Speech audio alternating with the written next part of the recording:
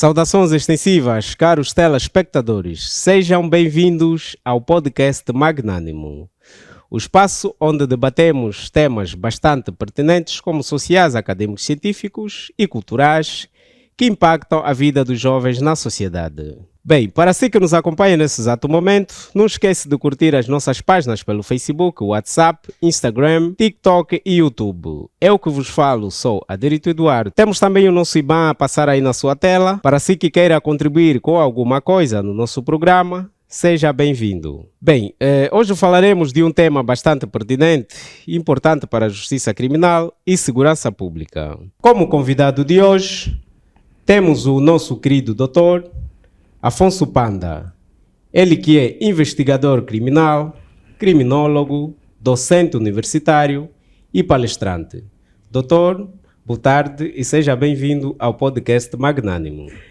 Muito obrigado pelo convite que me foi efetuado. É sempre um prazer enorme estar aqui para falar de questões ligadas ao fenômeno criminal, principalmente quando se trata de uma discussão acadêmica, científica. Portanto, é um prazer enorme e muito obrigado pelo convite.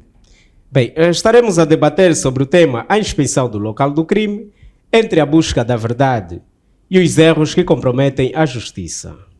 Já agora, quem é o Afonso Panda?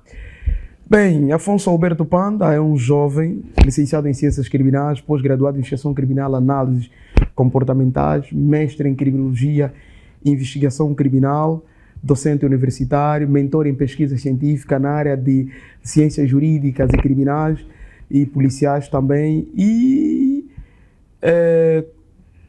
palestrante e formador.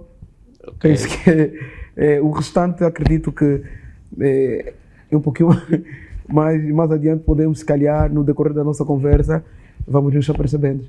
Bem, voltando aqui naquilo que é o nosso tema, já agora, doutor, só para começar, o que é a inspeção do local do crime e por que ela é importante na investigação criminal? Olha, uma pergunta muito interessante. O que é a inspeção do local de crime?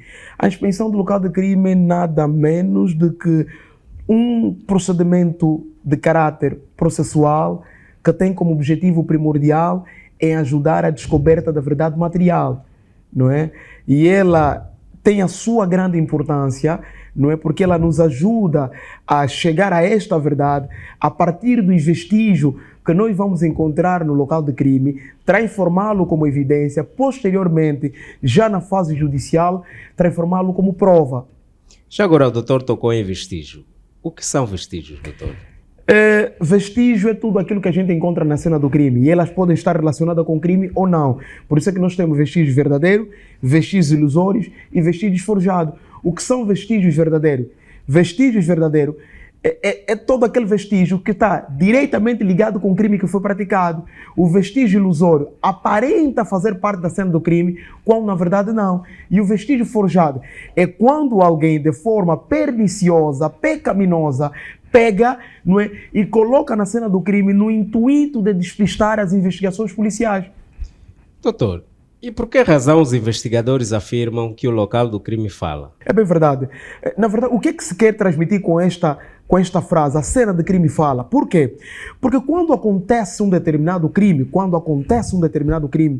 há uma necessidade do investigador criminal ter a capacidade de interpretar os vestígios dentro da cena de crime. Por exemplo, se nós encontrar um vestígio, ou seja, se nós estamos dentro da cena do crime e encontrarmos um cadáver, está aí o cadáver. O que é que acontece? O cadáver, supostamente, encontramos perfurações de bala no corpo do cadáver e nós precisamos entender como é que nós vamos conversar dentro da cena do crime. É fazer a interpretação de vestígio, ok?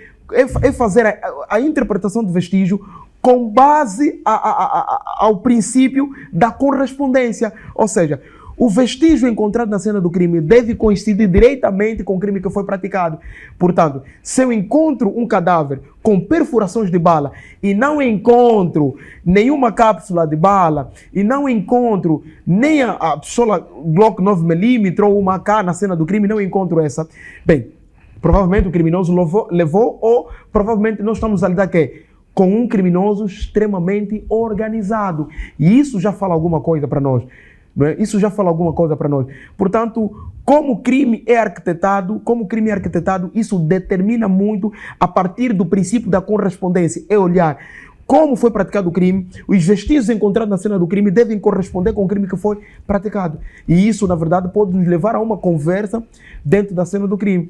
E também, já para salientar aqui, nós temos um aspecto muito importante. Por exemplo, nós vamos encontrar um cadáver na cena do crime, certo? Encontramos aí. E é importante salientar aqui que, por exemplo, o indivíduo foi dado 3 tiros, 3 disparos. E nós ficamos aqui a nos perguntar, poxa, mas o cadáver está ali. Qual é o trajeto da bala? Não é? Qual é o trajeto que houve do disparo? Qual é o trajeto que houve do disparo? E o que é que vai acontecer aqui? Eu preciso entender o trajeto e eu preciso entender se o disparo foi dado a queima-roupa ou não. E uma das características iniciais para nós determinarmos se o disparo foi dado a queima-roupa ou não é a quantidade de pólvoras. A quantidade de pólvoras encontradas na roupa da vítima ou no corpo da vítima determina muito o quê? A distância em que foi efetuado o disparo. Mas isto aqui não é absoluto, porque existem pessoas que quando estão a executar determinados crimes, o que é que eles fazem? Utilizam a almofada. Ok. Então, utilizando a almofada, logo a pólvora tem a tendência de ficar onde?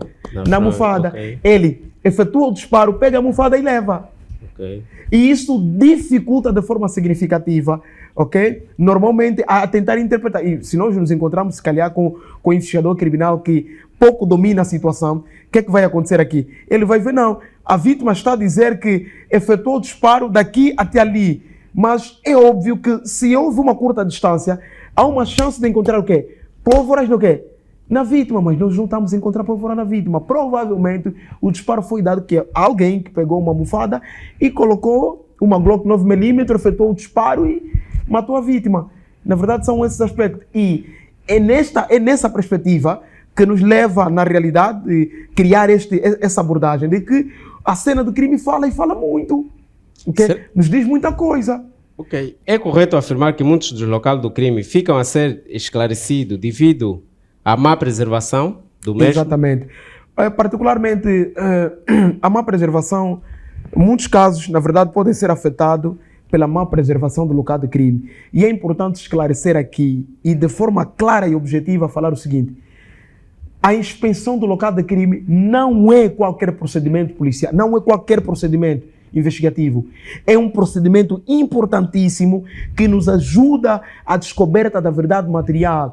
E temos aí o Código de Processo Penal, vem nos dizer o seguinte: todos os crimes que deixam vestígios é indispensável o exame de corpo de delito. Não é o professor Panda que está a falar sobre isso. É a lei, está na lei. Vem nos dizer, os crimes que deixam vestígios é indispensável o exame de corpo de delito. Então nós não devemos encarar a inspeção do local de crime como um mero procedimento policial, como um mero procedimento com o objetivo de buscar algum vestígio. Não, não.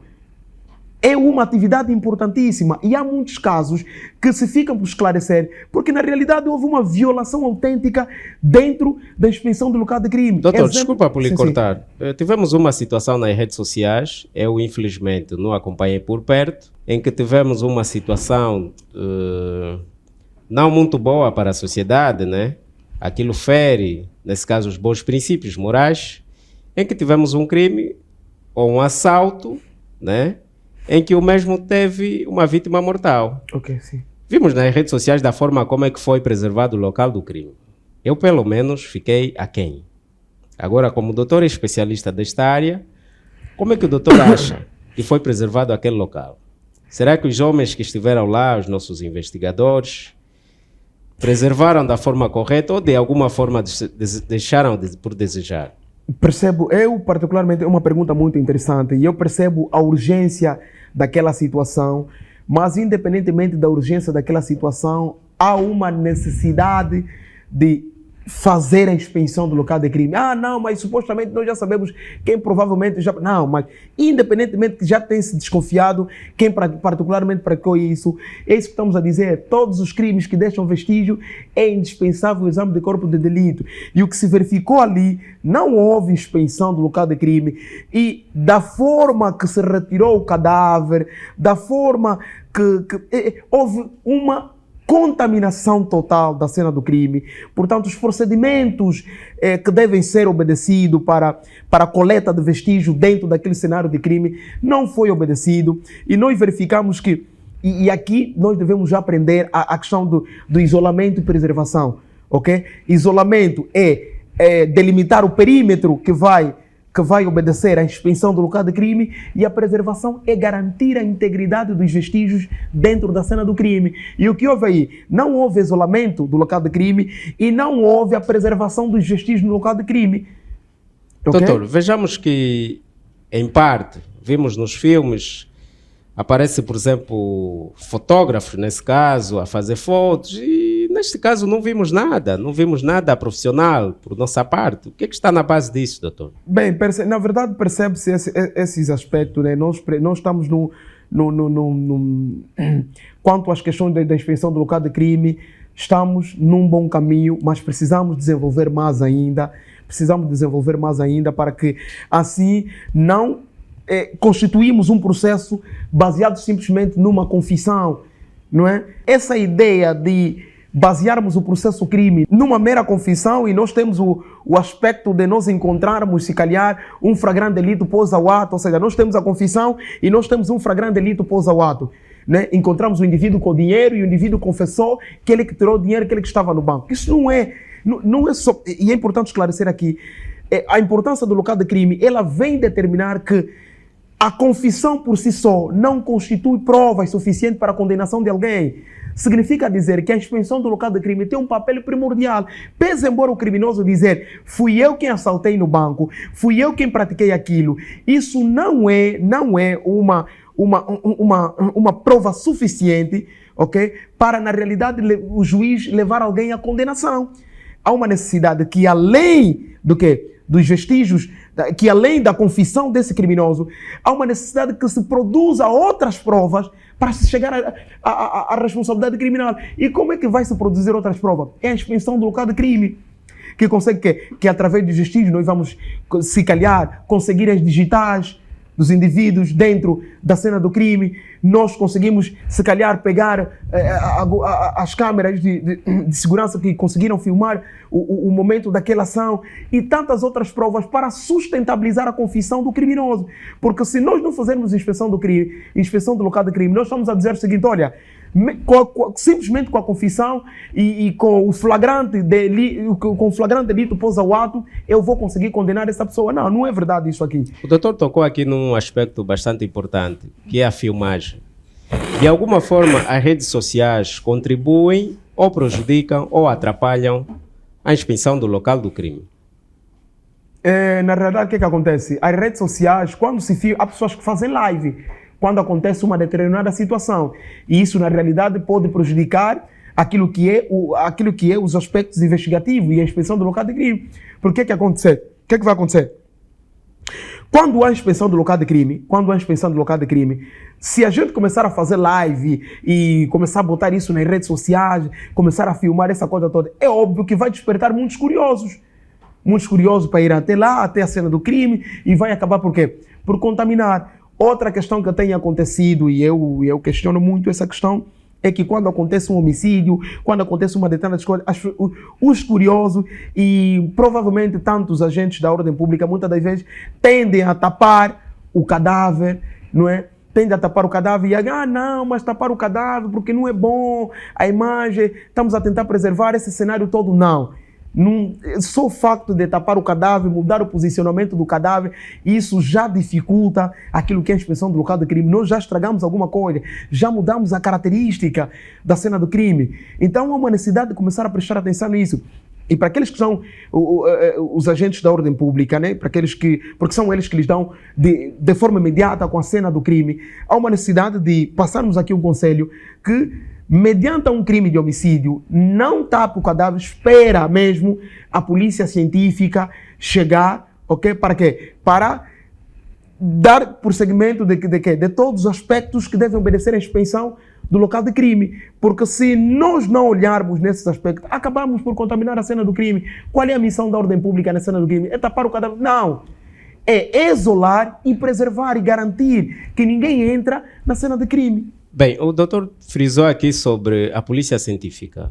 Será que os agentes de ordem públicas não são polícia científica, são empíricos? É isso que o doutor na verdade, quer dizer?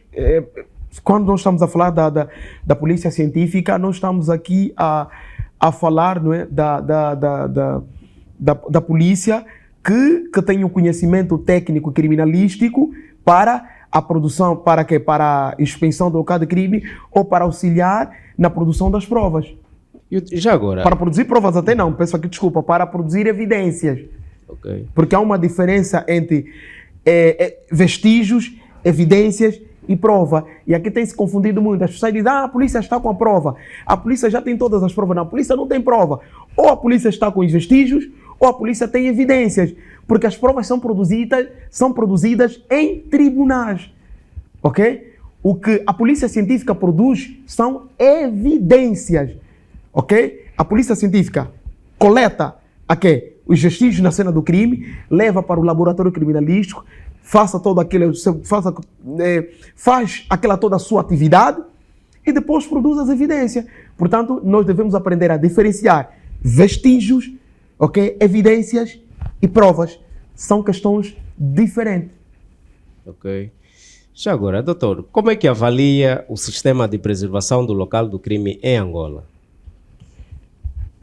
O sistema de preservação do local de crime em Angola ainda é um desafio muito grande. Desde a consciência coletiva, não é? Nós, a população que não tem uma educação jurídica, e desde os operadores que atuam de forma imediata naquilo que são as atividades de inspeção do local de crime, naquilo que é o primeiro contato para garantir a preservação e o isolamento da cena do crime. Portanto, ainda nós estamos num aspecto muito desafiador. Portanto, há uma necessidade que se crie uma campanha de sensibilização sobre a cultura jurídica, sobre a inspeção do local de crime, que independentemente da situação, não pode-se entrar na cena de crime, deve esperar as autoridades para que possam fazer o seu trabalho. E só assim nós podemos, na realidade, ajudar na descoberta da verdade material objetiva. Doutor, se tivesse que escolher entre A e B, vestígio ou testemunho, qual escolheria? Olha, na verdade você colocas aqui uma situação, dizer o seguinte, olha, entre as provas pessoais e as provas reais, o que é que você escolheria? Na realidade, eu vou dizer o seguinte, que tanto as provas pessoais, tanto as provas reais, não é, que são as provas produzidas a partir de um conhecimento técnico-científico, são realmente importantes para a descoberta da verdade material. O que eu, particularmente, tenho aconselhado aos investigadores criminais que não pautam uma investigação baseada não pautam uma investigação baseada em provas circunstanciais. Ok? O que é que acontece?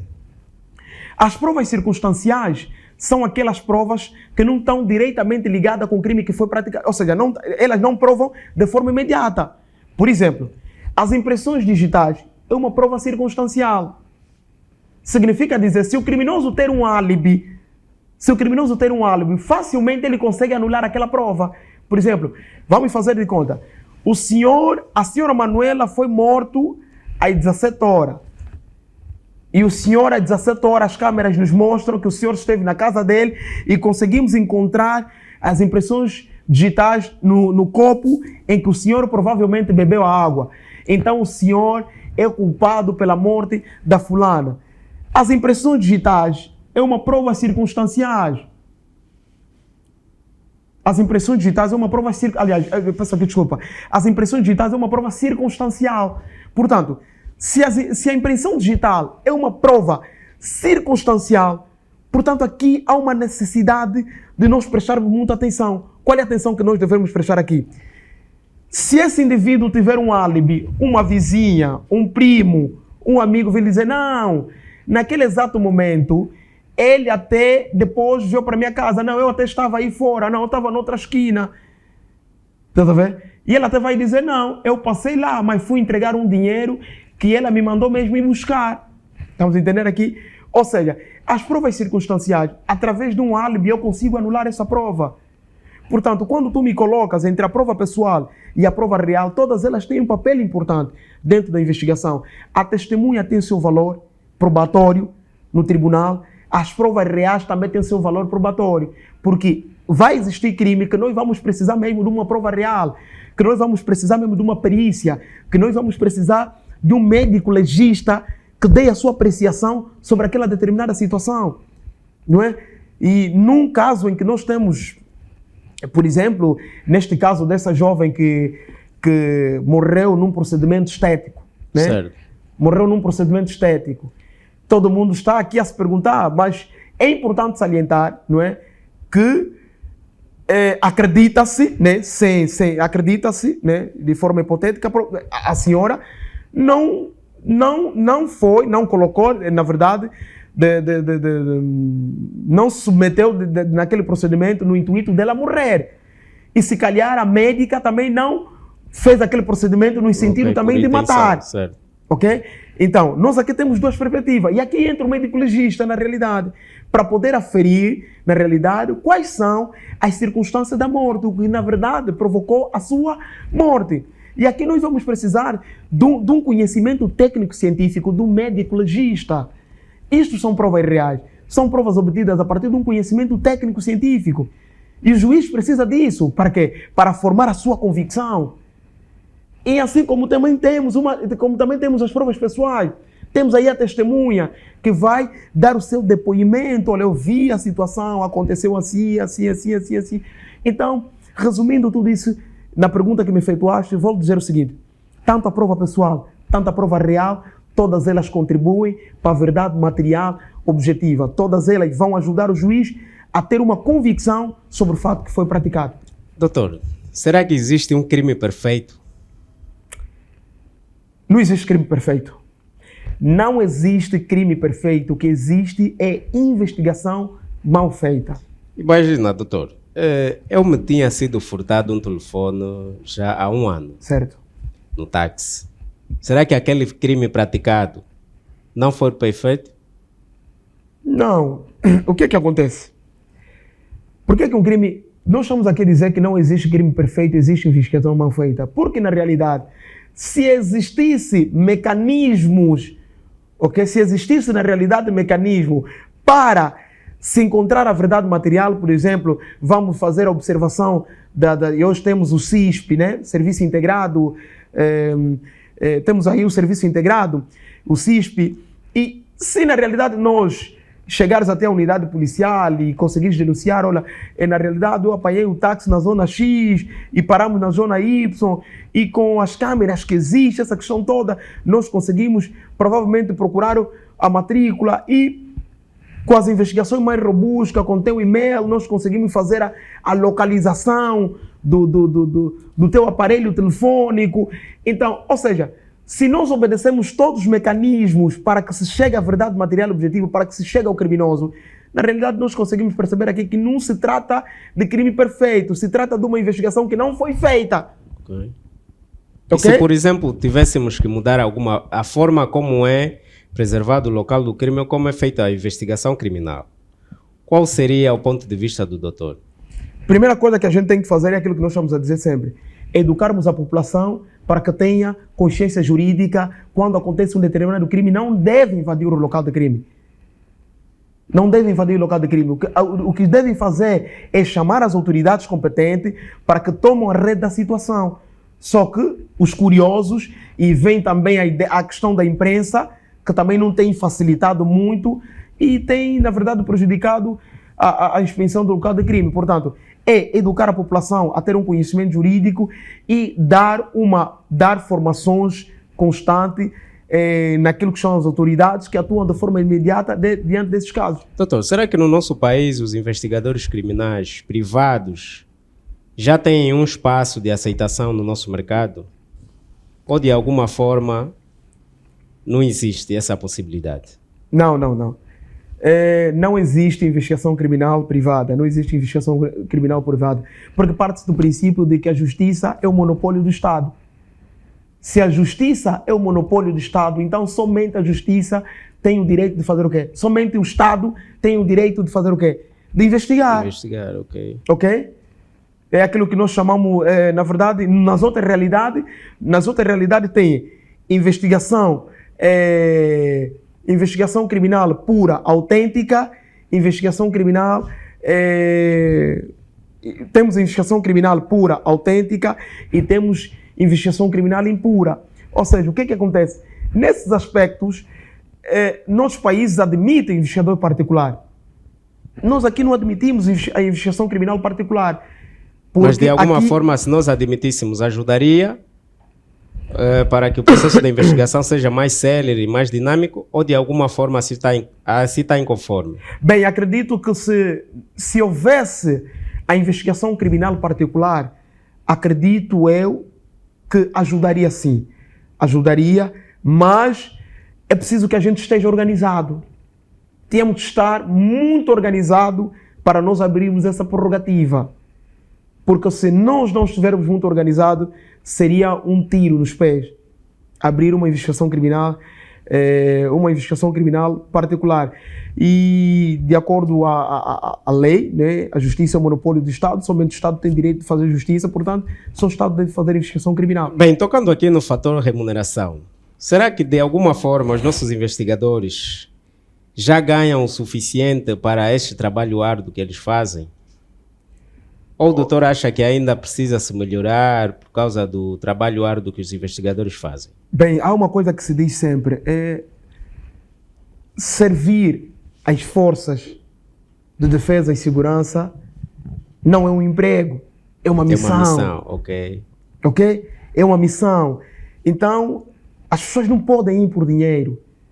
As pessoas, quando entram para forças castrenses, têm que estar conscientes que estão disponíveis a servir a nação. Então não se trata de olhar, não se trata de olhar, claro que a remuneração é importante, porque é dali onde que nós conseguimos suprir as nossas necessidades, ou suprir as necessidades, mas aquilo é cumprir uma missão. Não estamos assim, o indivíduo está ao serviço da nação. Então, se o indivíduo está ao serviço da nação, penso que o fator remuneratório é importante, mas não sobrepõe no valor de defender aquilo que é o bem-estar da população, não é? E é uma coisa que eu digo sempre, maior do que a remuneração que um efetivo recebe é a satisfação de saber que conseguiu garantir a tranquilidade e a paz social dentro daquela comunidade. Então isso está acima de qualquer remuneração. Portanto, a remuneração é importante, é realmente importante, porque ela supre necessidade de qualquer entidade ou qualquer efetivo que trabalha diretamente com esse aspecto, mas que maior do que a remuneração está o sentimento de servir uma nação. Ok. Doutor, na sua opinião, será que o sistema de justiça angolano valoriza devidamente as provas periciais, científicas, ou ainda dá maior relevância a outros meios de provas? Boa. Será que... Bem, uma pergunta muito interessante. É o seguinte, eu uma vez estive numa audiência em que um dos juízes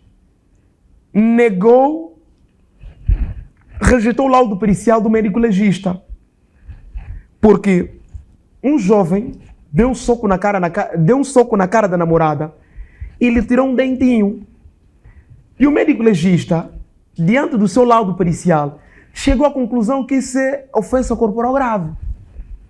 Ofensa contra a integridade física grave. O juiz pega uma maçã, lança a vítima. A vítima mastigou a maçã, dá mais novamente uma maçã e pensa com o que ela fala. O juiz pergunta, está a sentir alguma dor? A vítima diz, não estou a sentir nada. E o que é que acontece? O juiz diz o seguinte, rejeita aquilo como ofensas corporais graves. Por quê? Porque de acordo à apreciação do juiz, de acordo à apreciação do juiz até não, do médico legista, dizia o seguinte, olha, de acordo ao laudo pericial, mexeu as mandíbulas, deu um monte de apreciação dentro do seu laudo pericial, e que depois o juiz discordou com isso e disse, não, isso não é ofensa corporal grave. Ou seja, qual é a moral de tudo isto aqui que nós estamos a trazer aqui? Qual é a moral de tudo isso que nós estamos a trazer? Que o juiz não está subordinado às provas apresentadas por quê? Pelo Ministério Público, nem pela defesa. O juiz é livre em apreciar as provas. Ele não está preso a uma lei predeterminada de como ele deve avaliar as provas. Por isso é que dizem que o juiz julga de acordo à lei e à sua consciência. Só que as pessoas também aqui dizem, mas calma aí, julga de acordo à lei e à sua consciência. Será que ele não vai agir aqui de forma adulterária? Não. Quando o juiz rejeita ou aceita uma determinada prova, ele deve fazer o quê? Deve fundamentar. Portanto, é de ressaltar que, na realidade, o juiz não está subordinado às provas apresentadas pelo Ministério Público nem pela defesa. Agora, quanto às questões das provas periciais, claro, as provas periciais, elas, na verdade, têm seu impacto, têm sua importância.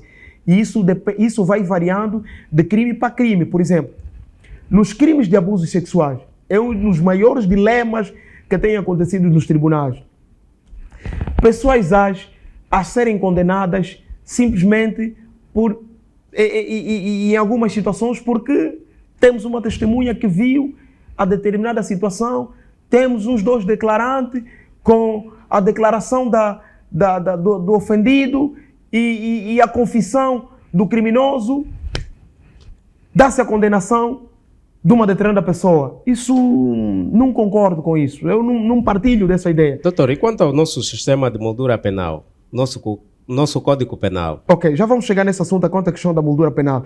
Eu estou a dizer o seguinte, eu tenho alguém que foi abusado sexualmente e o juiz simplesmente ouviu uma testemunha que disse que viu, tem um declarante que deu a sua declaração, tem o arguido que está a confessar que diz que praticou.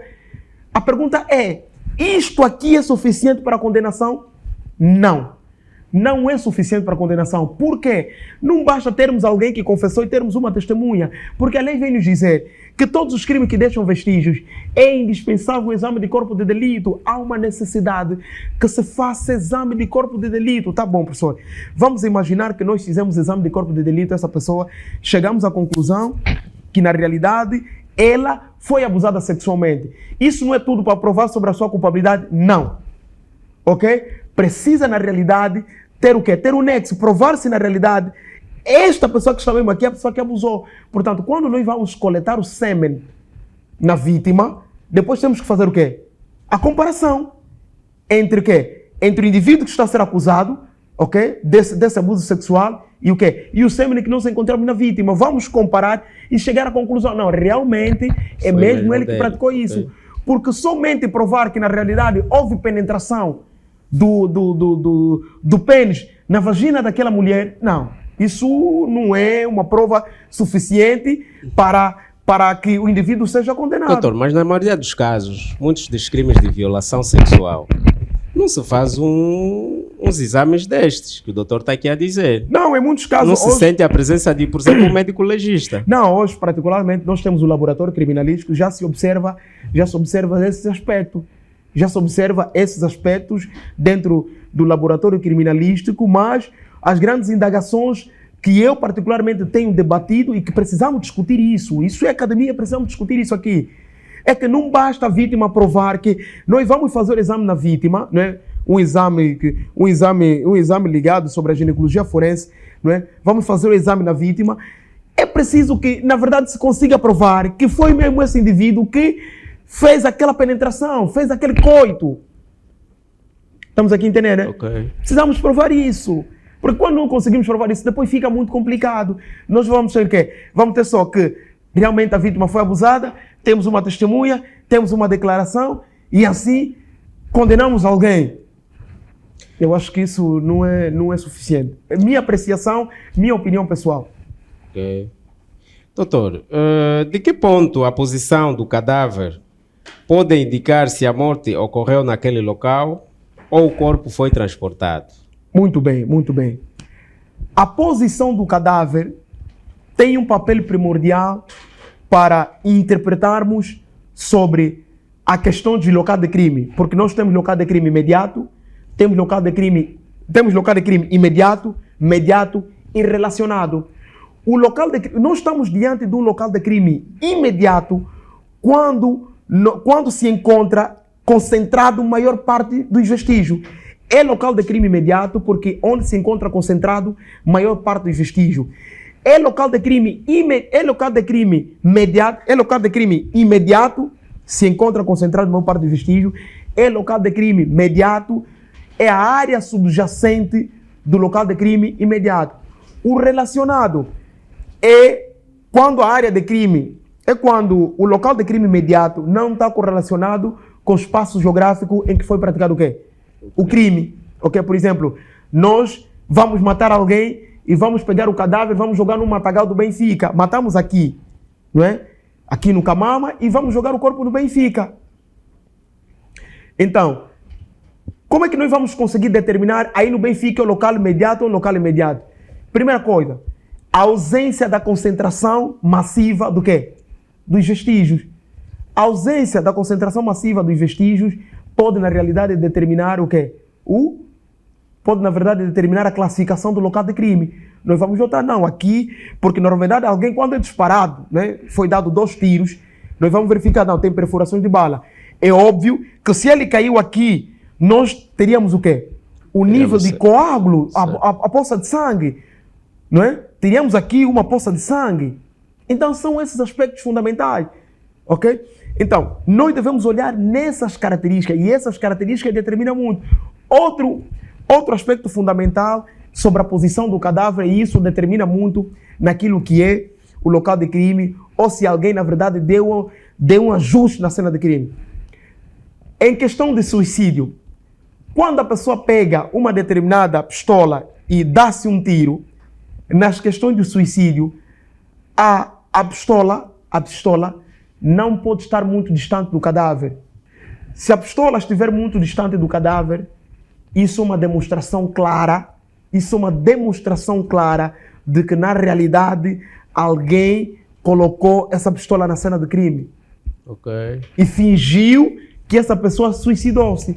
Uma das questões que qualquer investigador criminal deve prestar atenção é a posição do cadáver, não é? A posição do cadáver, a posição da arma e a distância em que está o quê? Em que está a arma. Porque ninguém pode dar-se tiro e jogar a arma logo. Mas aquele impacto que a arma faz, por exemplo, após o disparo, não consegue ter uma distância? Não, mas ele até pode, eu estou a dizer, não pode estar muito distante de quê? Do cadáver. Por quê? Porque ele vai empunhar a arma e vai o quê? E vai disparar. Ok? Também ninguém consegue fazer disparar, depois jogará. Doutor, e quanto à hora determinada, por exemplo, nesse caso, é possível um investigador criminal determinar a hora exata em que, por exemplo, aquele corpo esteve, por exemplo, a hora exata da morte daquele cadáver? É uma das coisas que eu tenho discutido sempre sobre isso aqui. Nós conseguimos determinar a hora da morte, né? De que forma? Ter a probabilidade da hora da morte quando nós olhamos pelos fenômenos cadavéricos. Os fenômenos cadavéricos podem influenciar na desmistificação da presumível hora da morte. O que acontece? Uma delas é a temperatura. Portanto, quando a pessoa particularmente morre, não é? Nós temos os primeiros fenômenos cadavéricos a se manifestarem, não é? A paragem respiratória, a paragem cardíaca, a interrupção da circulação sanguínea e o quê? E a redução da temperatura. Portanto, quando a pessoa morre, a pessoa vai reduzindo a sua temperatura de 0,8 a 1 grau Celsius por hora. Então é óbvio que a partir disso eu consigo possivelmente calcular e chegar, medir a temperatura e chegar à conclusão em que período, na verdade, aconteceu isso. O outro aspecto pode acontecer em quê? Na perspectiva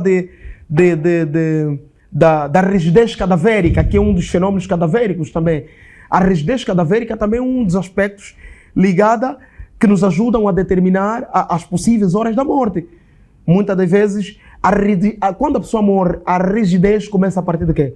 Do rosto, para terminar nos membros inferiores. Ok? A rigidez começa a partir do rosto. E a rigidez ela começa de 2 a 4 horas. De 2 a 4 horas a rigidez começa. Portanto, são esses aspectos. E há um aspecto que eu gostaria de levar aqui. E, normalmente, principalmente, ultimamente está acontecendo muito na nossa realidade, mortes súbitas. Mortes súbitas. Fulano foi dormir e acordou e morreu. Há um determinado caso que aconteceu e eu particularmente tive conhecimento sobre essa situação, de um determinado indivíduo que estava a ser acusado. O indivíduo discutiu com a mulher. Ele discutiu com a mulher e o que é que acontece? Discute com a mulher, uma discussão terrível com a mulher. E ele, sai de casa, vai trabalhar. Todos os vizinhos ouviram os gritos, essa questão toda. Não tocou na mulher, a sua mulher estava grávida. Não tocou na mulher. E o que é que acontece? Ele vai trabalhar. Regressa para casa, bate a porta, encontrou a porta aberta. Entrou para casa, esperou, estava a assistir na sala, viu que a mulher não estava acordada. Vai tentar acordar a mulher e a mulher, afinal de contas, já estava morta. O que é que acontece? O indivíduo pega na mulher e leva diretamente para a morgue. É um caso real. Sem avisar na família. E o indivíduo estava a ser acusado de que na realidade ele é quem matou, de que na realidade a nossa irmã estava boa, nunca apresentou determinadas queixas. O que é que eu estou a tentar trazer com isto? É sobre as mortes súbitas. As mortes súbitas hoje é uma realidade. Muita gente vai dormir e morreu. E a gente, não, mas doutor, ele estava mesmo bem, nunca se queixou. É importante saber que ninguém morre de forma saudável. Ninguém morre de forma saudável. A pessoa particularmente se morreu é porque tinha, na verdade, as mortes súbitas, elas têm origem de doenças extremamente graves ou agudas. Podemos assim dizer. Pessoas que são de saúde, particularmente, entendem de forma mais ampla sobre isso aqui. Portanto, derivam de doenças agudas ou graves. Portanto, a pessoa, e o que é que tem acontecido nesse aspecto? É que a pessoa se queixava, por exemplo, de uma dor, por exemplo, no coração, umas pitadelas no coração. Se queixava de uma dor de estômago terrível. Se queixava de determinadas patologias. E chega uma dada altura que essas patologias, ela para de quê? Para de sentir e para também de quê? De se queixar, se calhar no parceiro, no amigo ou no vizinho. E passa-se essa falsa ideia de que a fulana de tal já está bem. Quando na verdade não. Não, mas doutor... E há doenças extremamente silenciosas. Aqui também o esposo não teve uma posição correta. Claro que não teve uma posição por essa razão. Certo. E aqui é onde entra a investigação criminal. Imaginemos se a gente não tivesse uma investigação criminal apurada, não é? Se não tivéssemos médico legista, esse indivíduo seria condenado. Seria condenado que possivelmente ele é quem matou esta mulher. Okay. Estamos entendendo aqui? Doutor, mais uma vez, muito obrigado pela sua presença. Estamos aqui a chegar já a mais uma edição do podcast Magnânimo. Como uma questão, né? Que conselho deixaria à população em geral após o conhecimento de uma determinada ocorrência criminal ou um acidente? Bem, eu costumo sempre dizer o seguinte, que o fenômeno criminal é um fenômeno complexo. Não existe uma fórmula mágica para combatermos o crime. Não existem estratégias absolutas para combater o crime. Mas